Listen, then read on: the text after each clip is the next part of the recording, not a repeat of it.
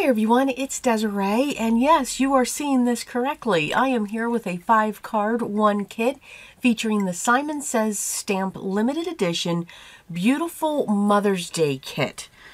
Yeah, it's been a while since you've seen a Simon Says kit on the channel. Well, here we go. So we're going to start right out. Now, I don't do the reveals on those kits because I'm usually after the fact. So there's plenty of other YouTubers and wonderful creators that do show the content. So make sure you check that out. So I'm going to dive right in, focusing on the paper. And as I always say, let your paper do the work for you. We don't have to do other things when it comes to beautiful pattern paper or geometric pattern paper or anything with a simple design. Let it do its own work. Just add a few mats, layer a few pieces together, and boom, you have a card. Just add your sentiment. So I paged through this beautiful pattern paper. It's beautiful watercolor flowers. I mean, look at that rose. I didn't want to do anything else to that. I just wanted to cut that panel down to 4 5 1/4, put it on a 4 1/4 by 5 1/2 piece of cardstock, and there you go. Again, just cutting your different shapes. It's not something that I focus on. The cuts that I truly will focus on are the mats for the front of the cards, and that's either, as I said, 4 1/4 by 5 1/2, or I'm cutting it to 4 by 5 1/4. Those are the ones that I truly focus on. Once I have the cardstock or the pattern paper onto the solid cardstock, I am now placing it onto my standard A2 size card bases, which are 4 1/4 by 5 1/2, and they are top folding. I'm using the little pack of sentiments that came in this kit, and I'm just choosing one that is extremely general. When it comes to cards like this, I like them to be note cards. So using the words happy or surprise or something like that is what I'll put on these. Or I won't put any sentiment at all on the front, and there's your note card. We don't always have to put a sentiment on the front of our cards. We put a lot of work into those fronts. Let's not cover it up. Those are, now that counts as 1. That doesn't count as 3. So now I'm taking the big Happy Mother's Day sentiment, and I'm stamping that, and I'm using the Ranger sticky embossing powder on this. So I'm going to heat set that, and then I'm going to pull in the foil. There's a packet of the deco foil that came in this kit, and this is a good way, just by using the sticky embossing powder, this is a good way that you can use this foil. Now, this foil cannot go through a glimmer machine like the Spellbinders.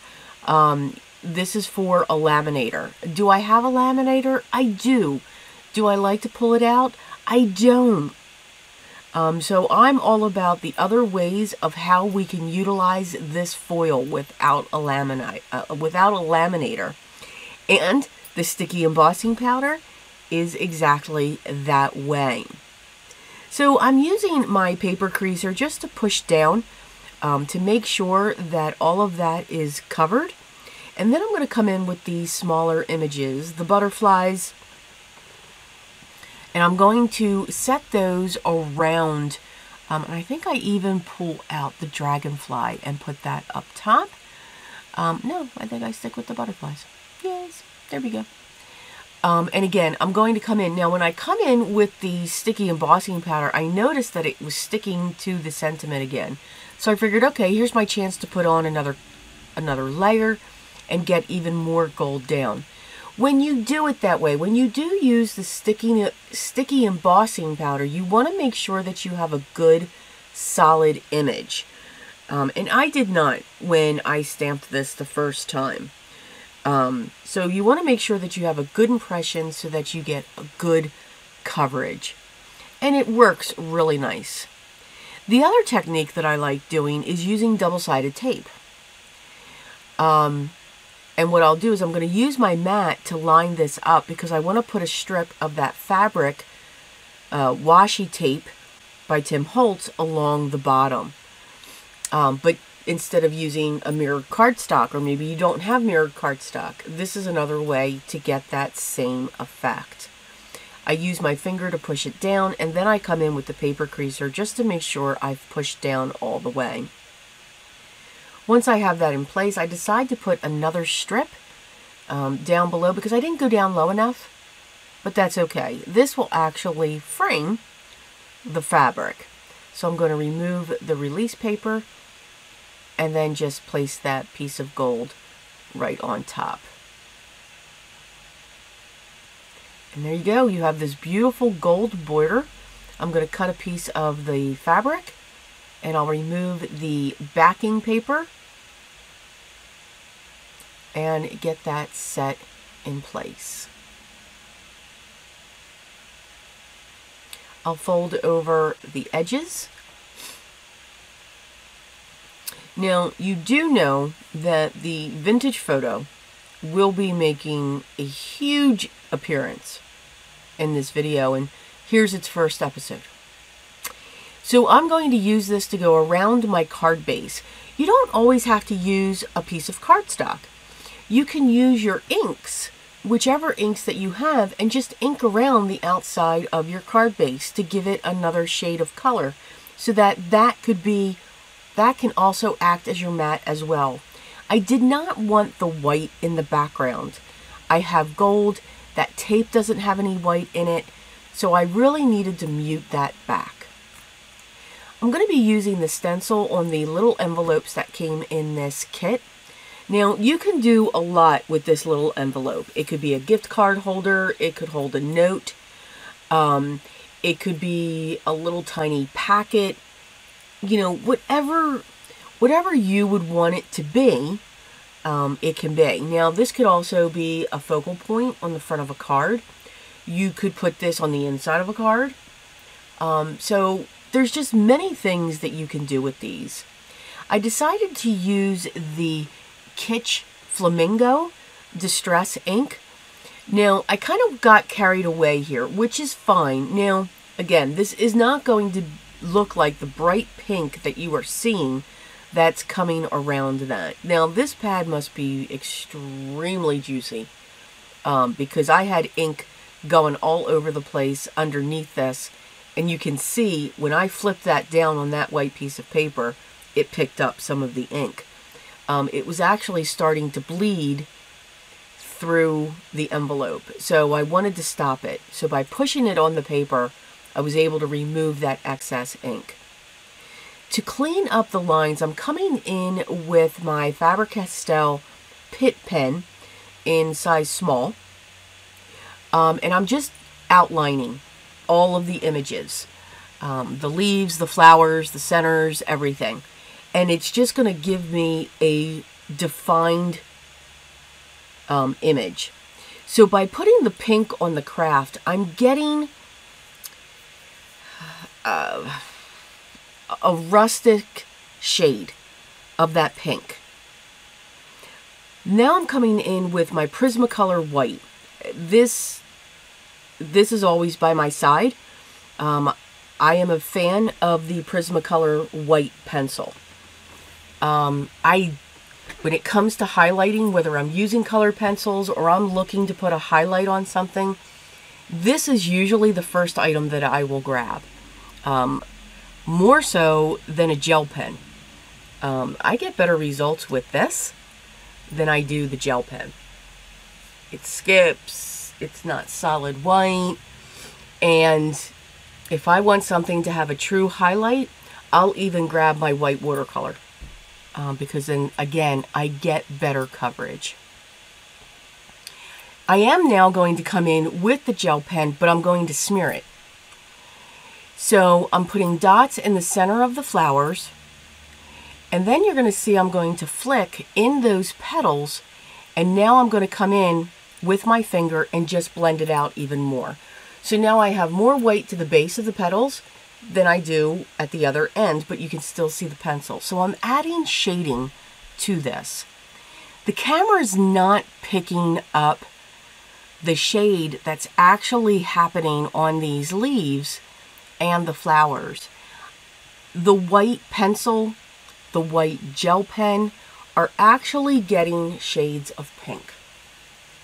Very faint, but there is a shade of pink that's coming through. Remember, when you take a distress ink and put that onto a piece of cardstock, white, you're going to get the color. You put it on craft, that color is going to change. And very rarely will you see, out of all of the distress inks that you're going to see, you're only going to see those hints of colors. Now, if I chose to use the oxide, I would see more pink on this. It would be brighter. So that's another way that you could go. But I just wanted that to be deep and rustic looking, because now I'm creating tags out of some of the scraps and the pattern paper that I have, and I'm going to set those inside of the envelope. So they're going to be sticking out. So those, I wanted those to be that focal point because they are beautiful. They are bright, and I wanted them to stay that way. So I just have different lengths, different widths. Again, did not take any measurements. I'm using my hole puncher, and I'm going to come in with my hole reinforcers that I covered in Vintage Photo. I love using the reinforcements over the holes, and I can make them any color I want. So I think that is awesome. 9 out of 10, it is usually Vintage Photo, I'm just saying. And I do like the Avery brand because they are more of a paper, so they take the ink.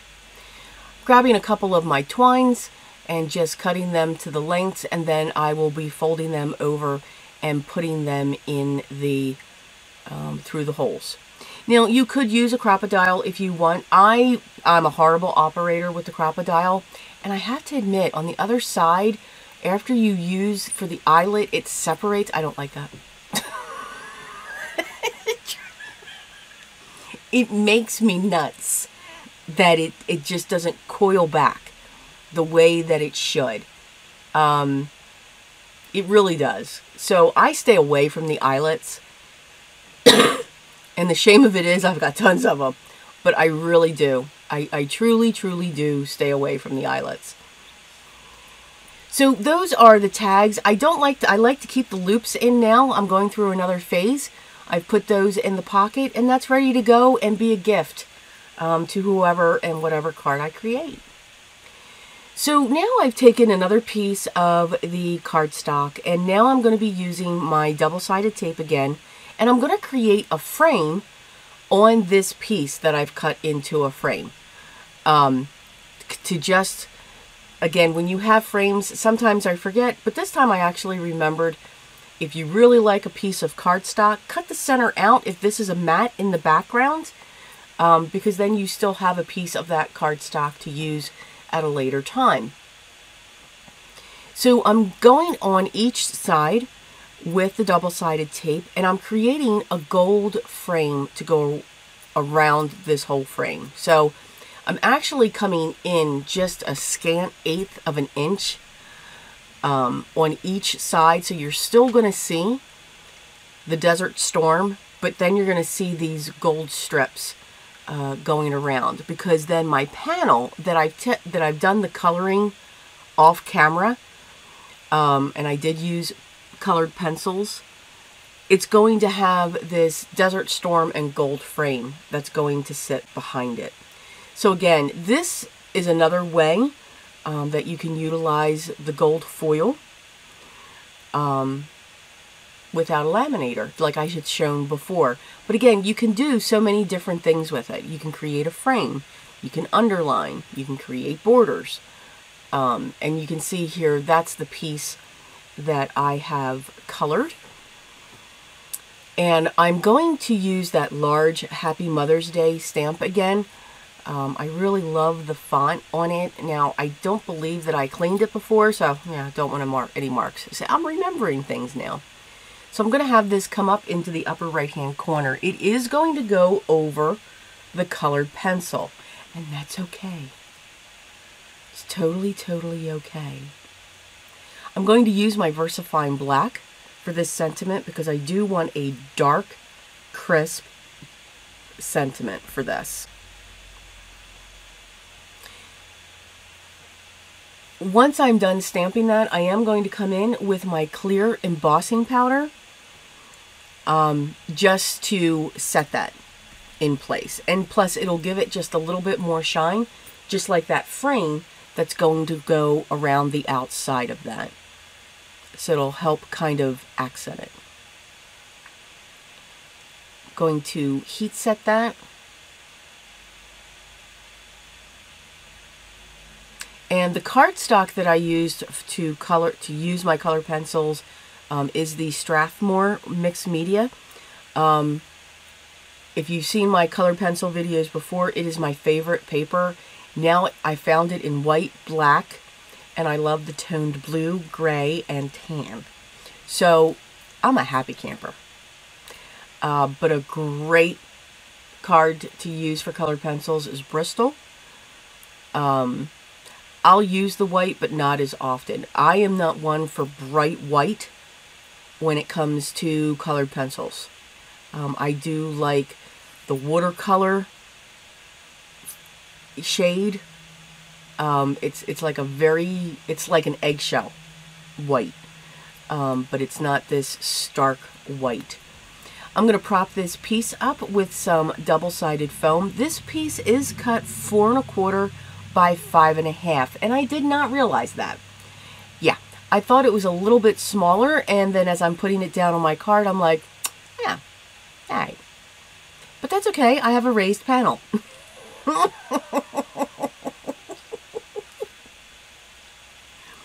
We must have fun when we are being creative, right? Absolutely. I think I was just excited I was working in a Simon Says kit. Grabbing that stencil again.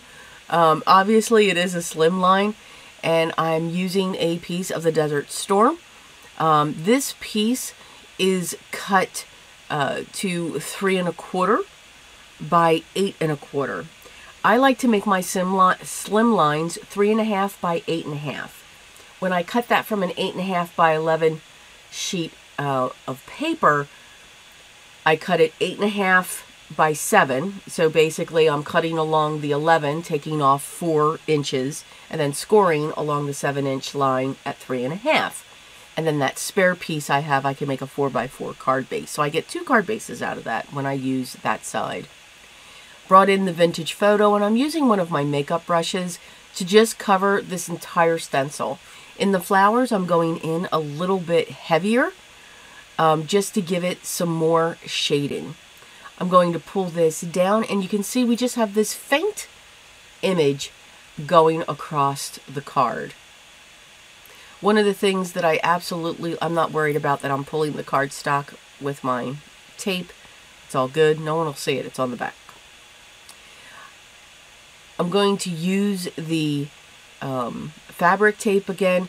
I didn't come in far enough though, but I didn't want to lose the image that I had just got done stenciling. So I'm bringing this in 1/4 of an inch, and I should have cut it, but I had already pulled off the backing. So I'm just going to fold it over to the back,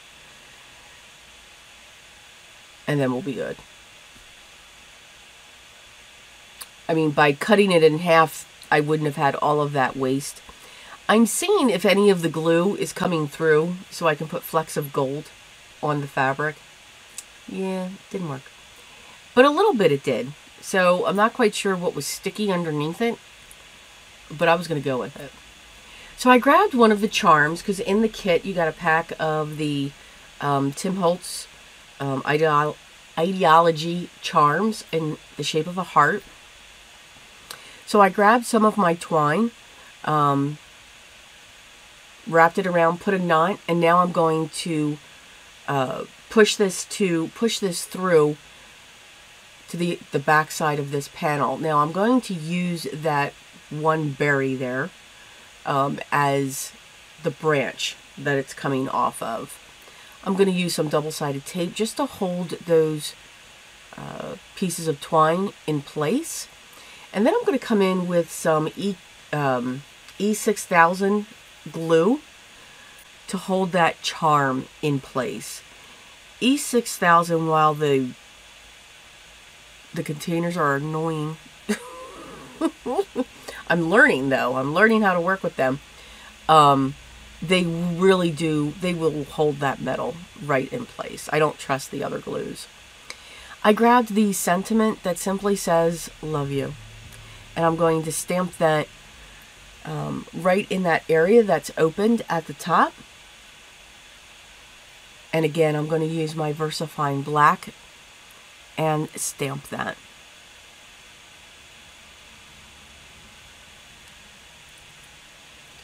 I'm going to do the same thing with my card base.